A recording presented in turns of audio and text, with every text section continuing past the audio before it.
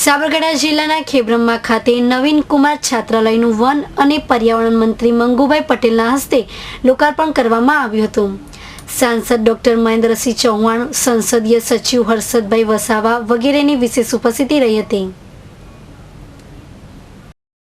ખેડબ્રહ્મા ખાતે અંદાજે 4 કરોડના ખર્ચે તૈયાર થયેલ નવીન કુમાર છાત્રાલયનું લોકાર્પણ કરતા વન અને પર્યાવરણ મંત્રી મંગુભાઈ પટેલે જણાવ્યું હતું કે આવનારી પેઢી શિક્ષણથી વંચિત ન રહે તે માટે રાજ્ય સરકાર આદિજાતિ સમાજના આર્થિક ઉત્કર્ષની દિશામાં કામ કરી રહી છે. સામાન્ય રીતે આદિજાતિ વર્ગના બાળકો શિક્ષણથી વંચિત ન રહી જાય તે માટે છેક છેવાડાના વિસ્તારોમાં પણ અતિ આધુનિક શાળા અને છાત્રાલયોનું નિર્માણ કરવામાં આવી રહ્યું છે.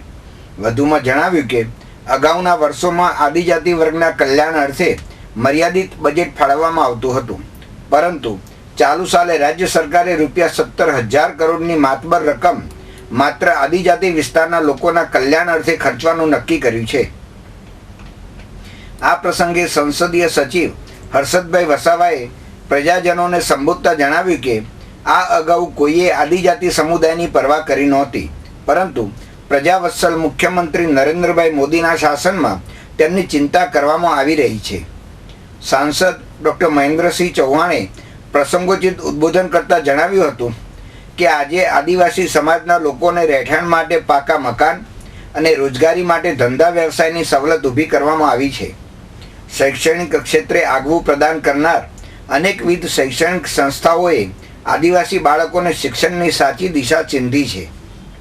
આ લોકાર્પણ પ્રસંગે રમીલાબેન બારા, ભોજાભાઈ મકવાણા, મંજુલાબેન કટારા, અમૃતભાઈ બરંડા, વસ્તાભાઈ મકવાણા, જસુભાઈ પટેલ, વહીવટદાર BN ચૌધરી, તકેદારી અધિકારી અનિલભાઈ બામણીયા, પ્રાંત અધિકારી શ્રી ઠક્કર, જિલ્લા, તાલુકા અને નગરપાલિકાના સદસ્યશ્રીઓ સહિત અધિકારી, પદાધિકારીગણ અને લાભાર્થીઓ મોટી સંખ્યામાં ઉપસ્થિત રહ્યા હતા. માહિતી બ્યુરો, રસિક સોની, સિટી ન્યૂઝ, હિંમતનગર.